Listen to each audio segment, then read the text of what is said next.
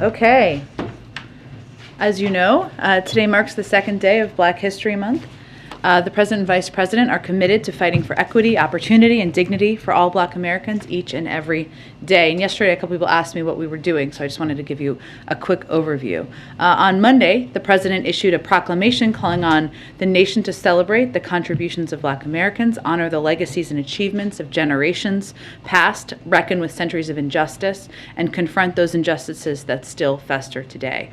The President, Vice President, and First Lady, Second Gentleman, Cabinet officials, and White House staff will host meetings and activities this month centered around the 2022 Black History Month theme, Black Health and Wellness. This includes a focus on physical wellness, mental health, environmental justice, economic growth, and spiritual wellness. White House senior staff will also host important stakeholder discussions on diversity in media, veteran wellness, and increased support for HBCU students. Last but certainly not least, we will celebrate and acknowledge the invaluable role Black faith leaders have played in communities across the nation, particularly during the COVID-19 pandemic. This is, of course, just a brief overview. Stay tuned for more announcements. Zeke, with that, why don't you kick us off? Thanks, Jen. The announcement this morning that the President authorized the deployment of 3,000 troops to Europe. The President previewed that announcement last week and then ordered it today. Is there some new piece of information or intelligence that he saw in the last few days that sort of went from being a notional thing to something that to an actual deployment? I would not read this as a decision made based on any events over the last 48 hours or couple of days. We've been in discussion and under discussion with our partners and allies in the region where these troops are going for several weeks now. And I would just outline for you, I know some of you may have watched John Kirby's briefing, but just to give some more specifics, the 1,000 service members from the U.S. Army's 2nd Cavalry Regiment, which is based in Germany, will reposition to Romania in the coming days. Secretary Austin had discussed this possibility in this deployment to Romania last week in his conversation with the Romanian defense minister. Second, we are moving 1,700 service members from Fort Bragg to Poland and approximately 300 service members from Fort Bragg to Germany. Both of these moves are to supplement existing U.S. force presence in Poland and Germany. These forces are separate and in addition to the 8,500 personnel in the United States on heightened alert position posture that we announced last week. But I would also note, Zeke, just to finish answering your question, that the President has been clear since the beginning of the escalation and the building of troops at the border, and been directly clear with President Putin, as he was in early December. If Russia stays on an escalatory path, which they clearly have, we will make force posture adjustments to deter and defend against any aggression. This is not troops that will go into Ukraine. They're not fighting in Ukraine. This is us, this is the United States, abiding by our commitments under Article 5 to support, reassure our partners in the region. What is the milestone the President's looking for those troops to come back home? What is it if Russia de-escalates, those troops would go back to their bases? Is that? Well, I think as you touched on, it's not permanent. They're not intended to be permanent. And again, we already had troop presence in all of these countries where we are doing an increase in troops.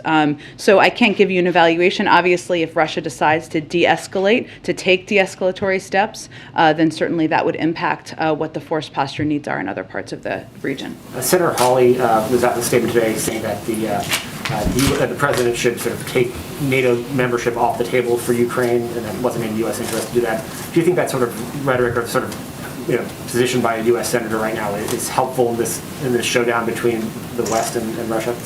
Well, if you are just digesting Russian misinformation and parroting Russian talking points, you are not aligned with long-standing bipartisan American values, which is to stand up for the sovereignty of countries like Ukraine, but others, their right to choose their own alliances, and also to stand against, very clearly, the efforts or attempts or potential attempts by any country to invade and take territory of another country. That applies to Senator Hawley, but it also applies to others who may be parroting the talking points of Russian propagandist leaders. On a different topic, there's been a lot of report in the last couple of days about how the U.S. is setting it on a per capita basis with peer developed countries.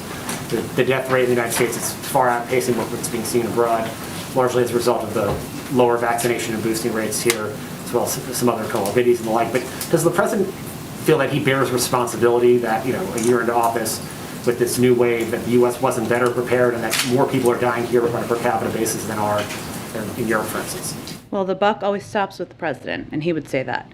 But I would also tell you, Zeke, that the steps that we have taken to make progress, to prepare in the United States, far outweigh what almost any other country in the world has done to date. That includes ensuring that 87% of the population has had at least one dose, continuing to increase the number of people who are boosted, ensuring we are taking steps to keep our schools open, to make sure communities that have surges have federal resources they need. So, of course, we are still at war with a virus. That is continuing, and that is the president's top priority. He has said that before. But I would also note all the steps that we have taken to ensure we are prepared as we have ups and downs in this pandemic. And sorry, one last one. Yesterday you mentioned that it's the policy of the administration not to no longer comment on conversations with Joe Manchin about... I didn't say Joe Manchin. I said, you're often asked me about Joe Manchin. So I think that was the context of the question, which is absolutely fine. But it is our policy to not give specifics or to try not to give specifics of private conversations the president is having with members of the Senate, members of Congress. There are times, I know yesterday, of course, we had Senator Grassley and Senator Durbin here, and we did a pool spray of that. So you may say that's contradictory, but our effort and our focus is on making progress, and sometimes that means keeping those conversations private. Oftentimes it does. So I'm just curious, this is a shift from where you were a few months ago. Is that only because the Build Back Better bill failed? Is that why this policy has changed? I think it's a recognition that a lot more progress can be made when you're having private discussions, and that the president's focus in terms of what we're publicly communicating, how he's speaking to the American people, needs to be on what he's doing to make their lives better, not constant updates on the legislative process. Go ahead. Thank you, Jen. On the troops that were deployed today, you've said that they aren't going to be fighting. They'll be there to offer support. Can you offer any details about exactly what they will be doing there? And also about the distribution to these specific countries, why these 3 places and why the 2,000 versus 1,000? Sure. Well, to be clear, they're not going to Ukraine to fight, right? So I know that's what you were asking, but just for clarity for the transcript purposes. Our effort and our objective here has been to ensure we are ready for every contingency. And force posture increases as part of that preparedness.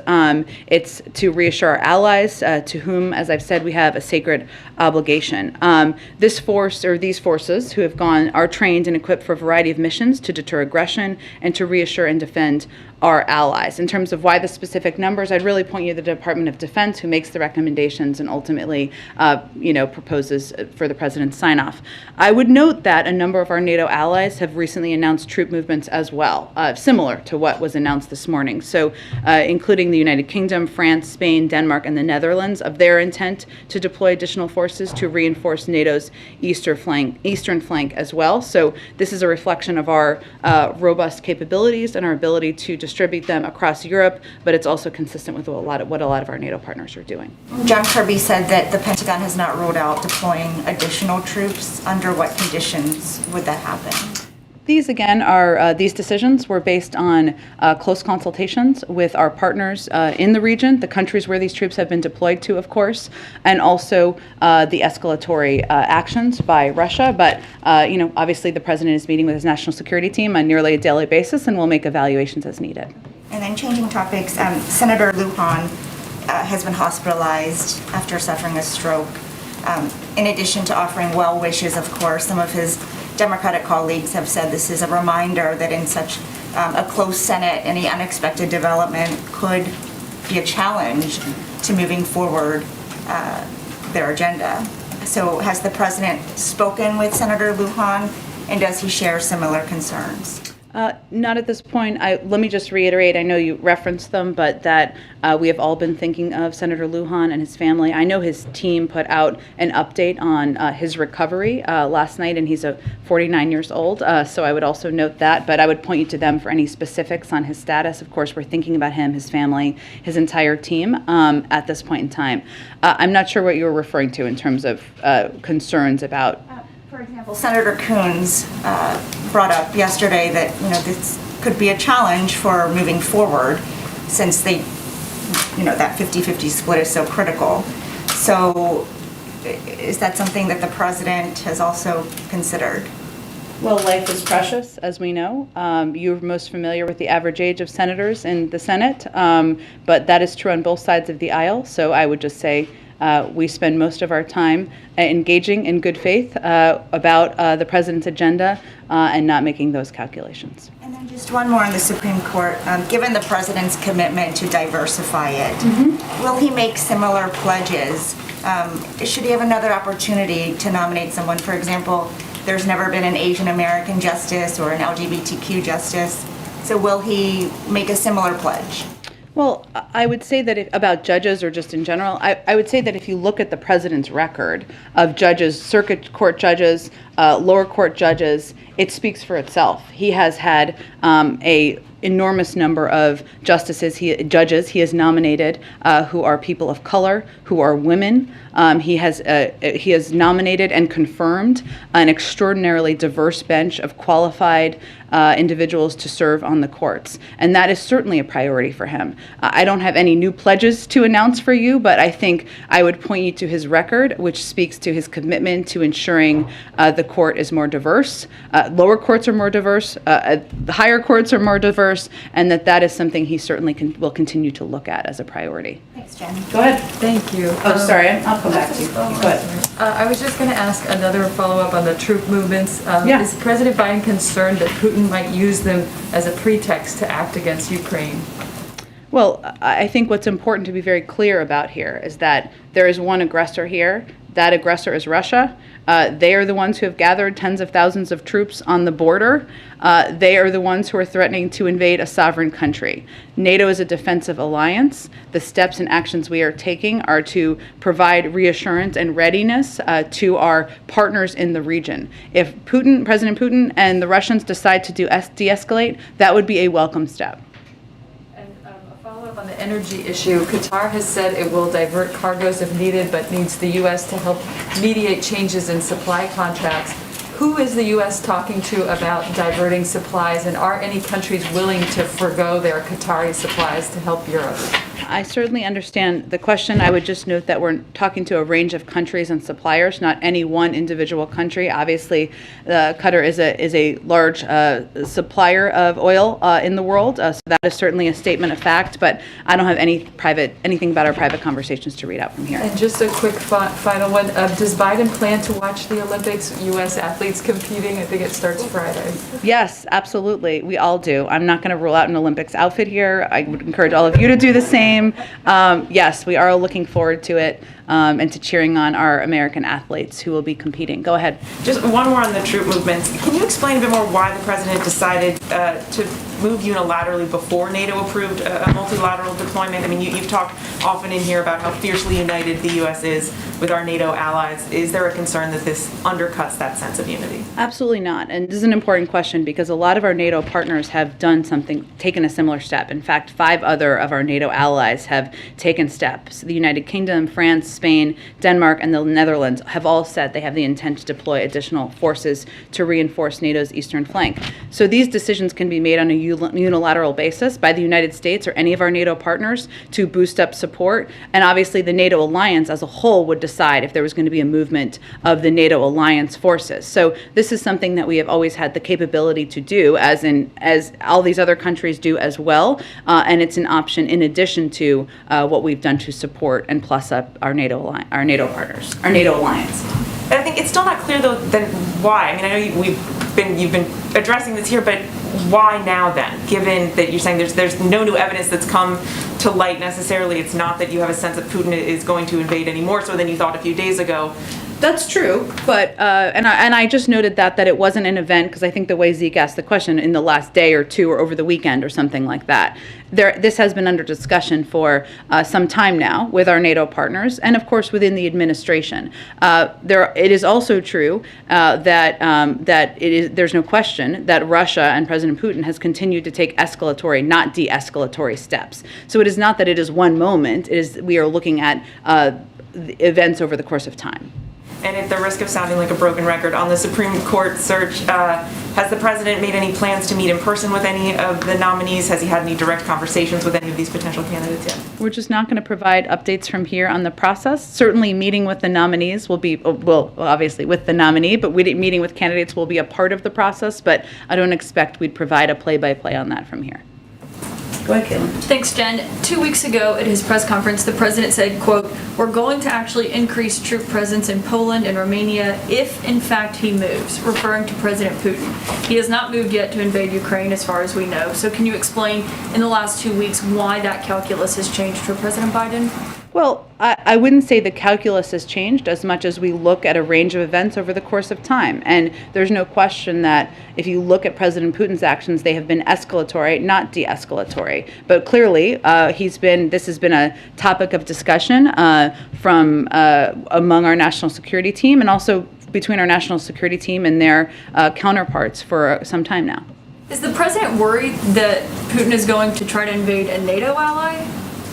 The president wants to, we're certainly hopeful he would not, but the president wants to take steps to reassure our countries in the region that are part of the NATO alliance. And, you know, Russia as a country, President Putin is a leader who has invaded two sovereign countries in the last several years. You know, he's somebody who's used chemical weapons. He's somebody who has pushed propaganda around the world. We're not predicting that he has made a decision. We don't know that, but we're also taking steps to be ready and to be prepared.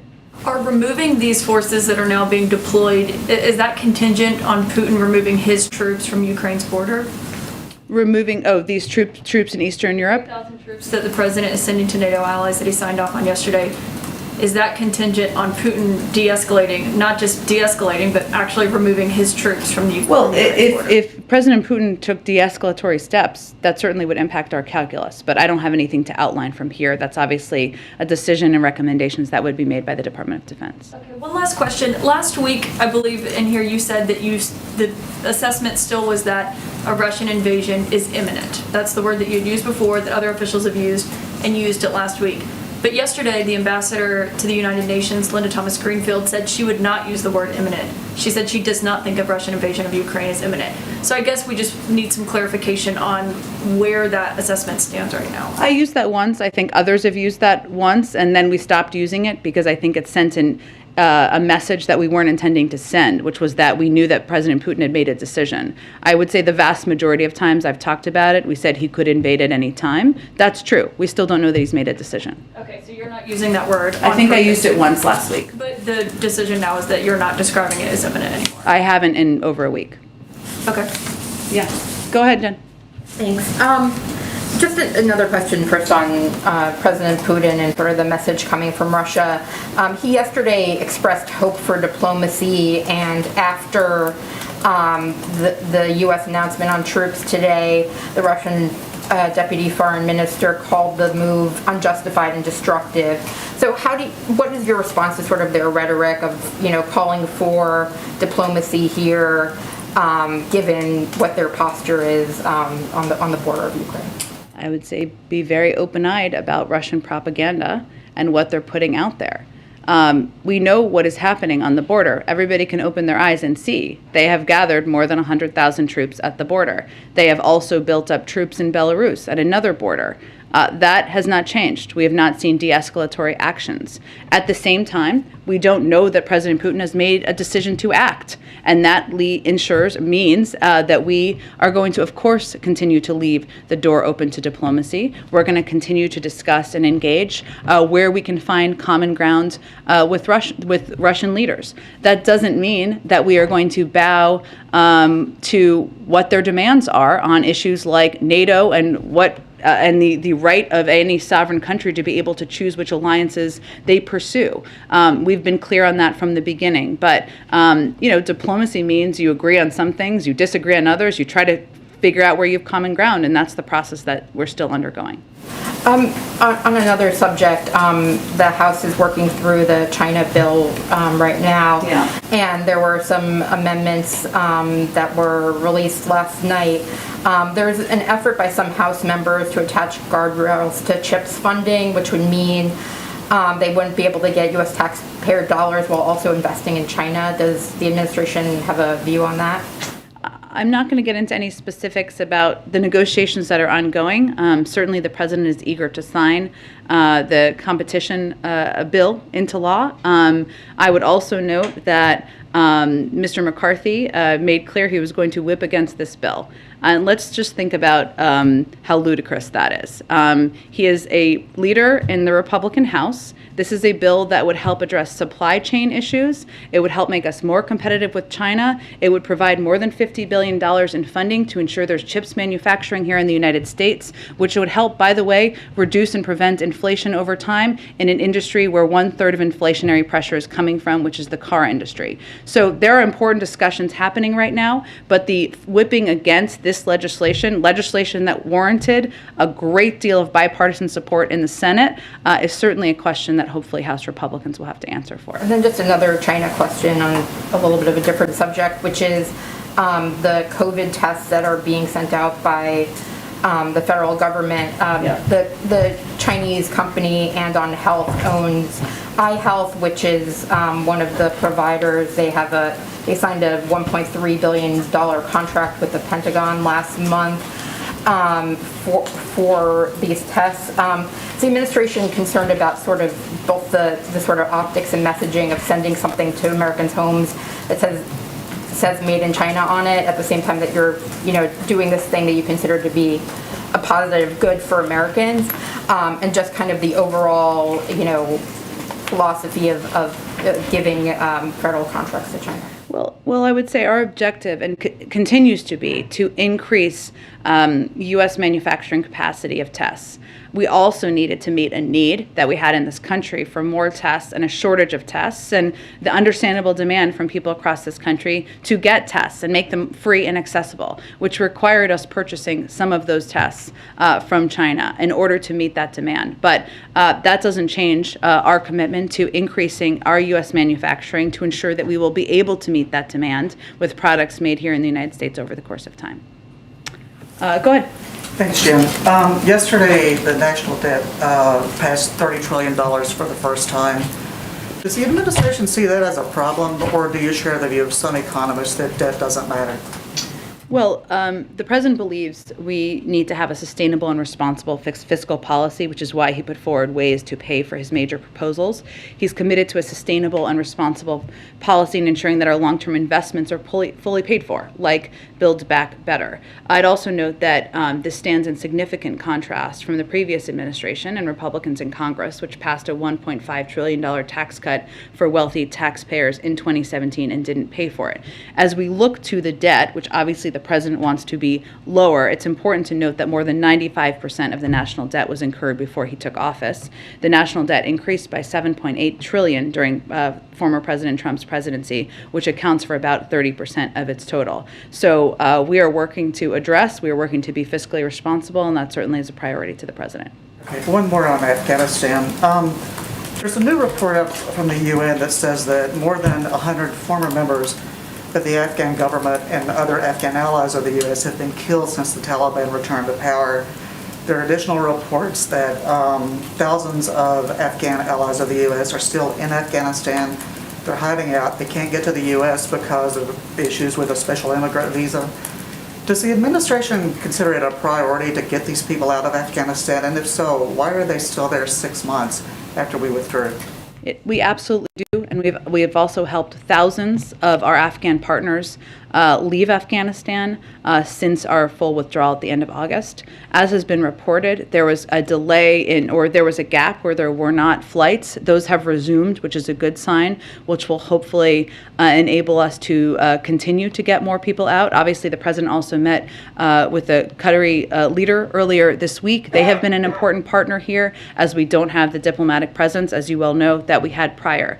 I would just note that from the beginning, we've been able to evacuate evacuate more than 120,000 people from Afghanistan. Some American citizens, many of them Afghan partners and allies, people who have fought alongside us during the 20-year war. And that is the largest evacuation since the Vietnam War. So I would say we are still committed to doing this. We are not naive about the challenges, nor are we naive about the conditions on the ground, which is why we are so focused on getting humanitarian assistance to the people in Afghanistan through trusted and reliable sources. But it is a good sign that the flights have resumed. Obviously, this was a topic of discussion with the Qataris earlier this week as well.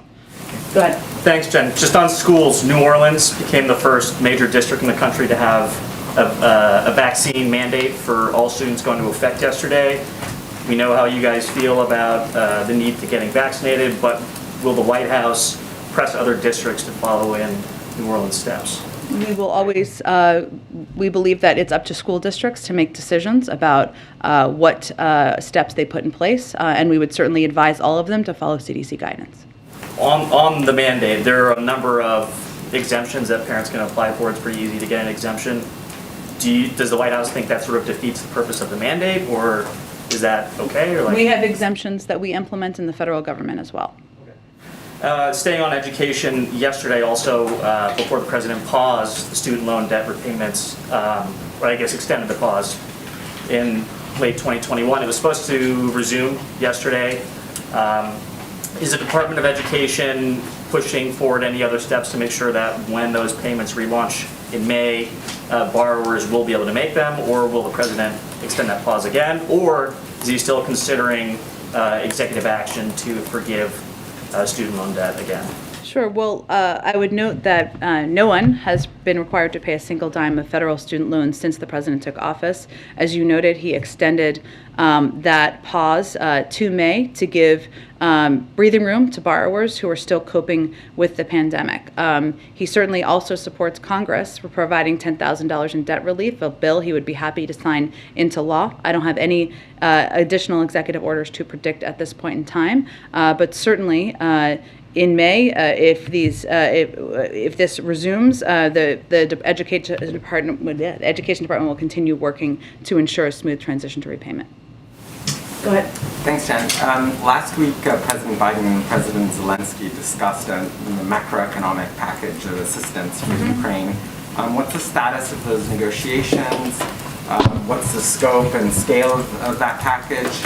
And what's the holdup, given that the economic damage is happening in real time from the Russian threat, and the EU has already announced its own economic package? Yes, we have been discussing with the Ukrainians a package of economic assistance. That package and discussion has been underway, obviously with at the leader level, but also beyond. At this point in time, I think the discussion is with other counterparts from our government and theirs about next steps. I mean, this was not the first economic package that we are providing to the Ukrainians. We have provided a significant amount of assistance, not just security assistance, but humanitarian and other economic assistance over the course of time. So that would certainly build on that. But in terms of a next step, I can check and see if there's anything specific to update you on. Just to follow up on the troop levels, why did the president authorize the deployment specifically to Poland and Romania? Are they considered the most vulnerable of the eastern flank countries compared to, say, Hungary or the Baltics? And is it because the negotiations with the other countries haven't worked out, or is it because these are considered the most vulnerable members? Well, I think as my colleague John Kirby conveyed, we've left the door open to additional. I have nothing to predict on that front, but this was based on, or this announcement and deployment was based on consultations and conversations with these countries where we have sent these troops. I don't have any more details about behind-the-scenes conversation to lay out from here. Go ahead. Thanks, Jen. Senator Graham and Congressman Clyburn have been calling for educational diversity on the court, suggesting the president should choose someone who attended a public university rather than an Ivy League school, for example. As the graduate of a public university, Me too. Does the president? Who else here? Does the president public have schools? Any? I'm asking about the president. Does he have any thoughts on that as a graduate of the public university? Will that factor into his consideration at all? Sure. I certainly understand the question. I've seen their comments. I would say the president's, and we certainly appreciate Senator Graham's thoughts and, of course, those of Mr. Clyburn. What the president's focuses on is choosing from a wealth of deeply qualified candidates who bring to bear the strongest records, credentials, and abilities that anyone could have for this role. As you know, he has nominated judges who have not gone to Ivy League schools, so I think that speaks to his value for that. But in terms of the credentials, I don't have any more specifics to lay out for you today. Related to that, though, also just wanted to ask about candidates who have already gone through a judicial confirmation process, either for the district court level or the appeals court level.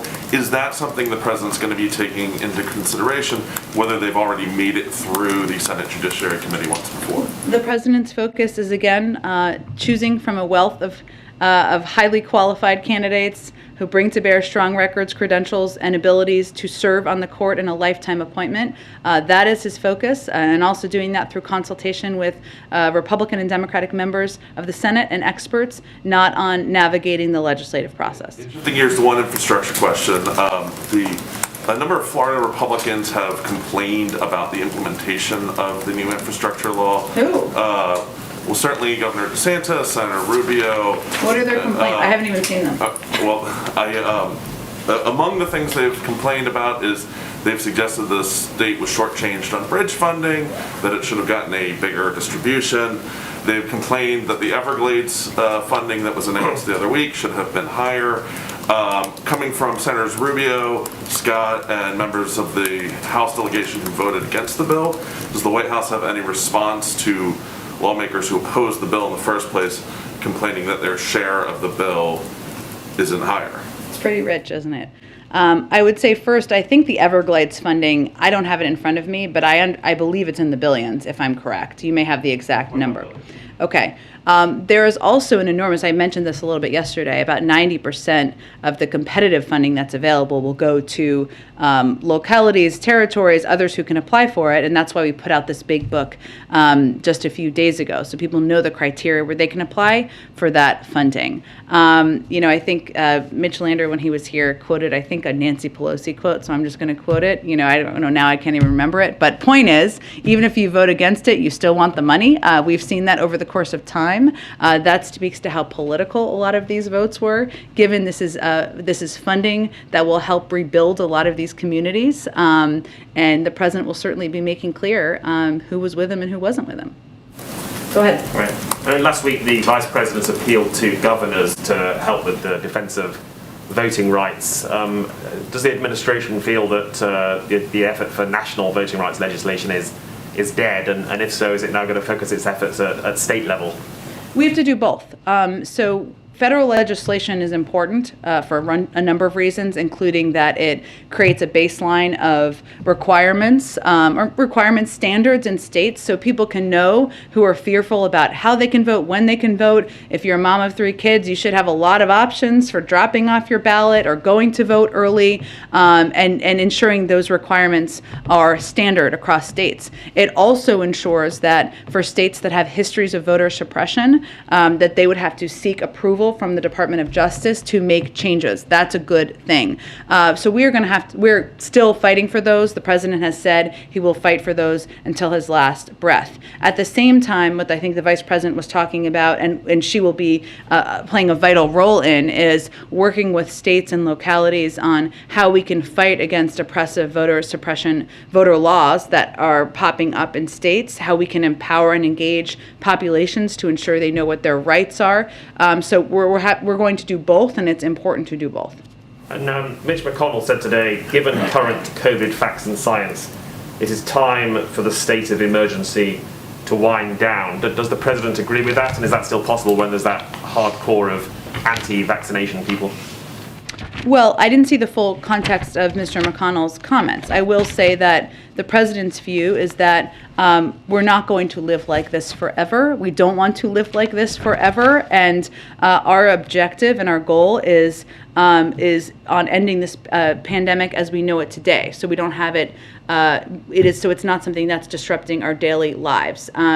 We'll do more and more to protect people and accelerate the path out of this pandemic. There is a lot of progress that's been made. 210 million people are fully vaccinated. That's nearly 75% of adults. We had less than 1% vaccinated when the president took office. About 98% of schools are open. And we understand the sentiment that I think he's expressing, even if I haven't seen the full context. We're, of course, looking at when the time comes, what it will mean to end the pandemic as we know it today. But right now, what our focus is on is ensuring we're implementing the tools that we know that work as we're still continuing to fight the virus.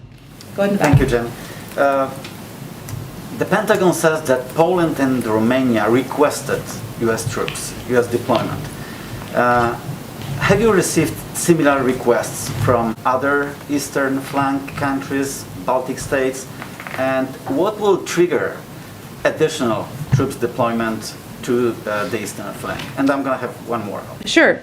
So I'm just not going to detail those private diplomatic conversations. I would point you to the Pentagon if they want to share any more detail. I'd be surprised if they did. But certainly those conversations are continuing. They're not done. And I think my colleague John Kirby made that clear during his briefing today. And one more. Has President Biden consulted this decision with the leaders of the Republican Party?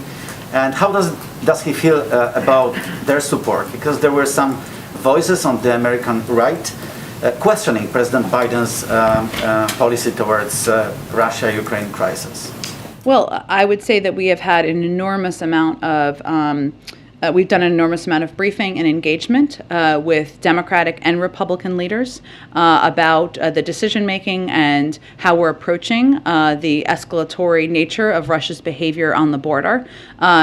Senator McConnell made some comments in that regard last week, and this is an issue in our view that should not be partisan. What we're doing here is we're standing up for what have long been bipartisan American values, which is standing up for the sovereignty of a country, ensuring that they have the right and the ability to choose their own alliances, supporting them with a range of economic, humanitarian, and security assistance, and doing that in a way that's coordinated with our partners and allies.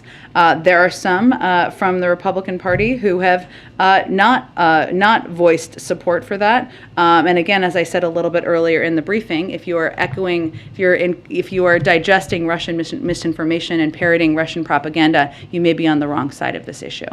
Go ahead. Hi. Two questions. Yeah. The first, does the president know who Leonard Peltier is? Sure he does, but I have not discussed it with him. Okay. Just call me and let me know if he knows. Is he aware of the push by Democratic senators and members of Congress and native state legislators and even Pope Francis at one point to send Peltier home from prison? I have not discussed this with him specifically. I'm happy to see if there's any more follow-up. And then my second question is about the Supreme Court. Some Republican senators like Ted Cruz are criticizing Biden for saying he'll pick a black woman for the Supreme Court. He said it's quote-unquote offensive because somehow the black woman he chooses wouldn't be the most qualified for the job. But Republicans like Cruz also celebrated when Trump picked Amy Coney Barrett for the Supreme Court, with Cruz telling Barrett during her confirmation hearing, quote, "Your children have been wonderfully well behaved. I think you're an amazing role model for little girls. What advice would you give little girls?" So my question for you is, why do you think Republicans like Ted Cruz are acting so angry about Biden picking a black woman for the Supreme Court when they were very happy when Trump picked Amy Coney Barrett for the court? I read that exact quote yesterday. I'm glad lots of people are following it. I think that's really a question for Senator Cruz. But it is important to note, as you just did in your question, that there was never an objection by Senator Cruz to Donald Trump promising he'd nominate a woman in 2020. You noted what he said to the woman he nominated in the hearing and how he applauded her in the hearing. The notion, the president's view, is the notion that there has not been a black woman ever on the Supreme Court in 230 years is a problem with the process, not a lack of qualified, credentialed people to consider and nominate.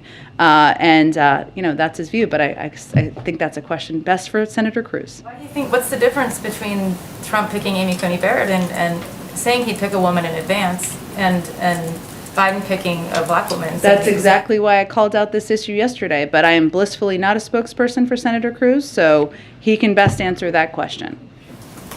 All right, thanks, everyone. Oh, yes.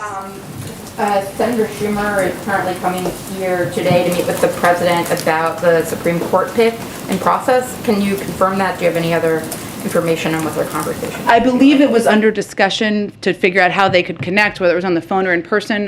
Let me see if I can get more details on it, but it's part of the consultation process that you've seen take place over the past couple of days. Thank you, everyone.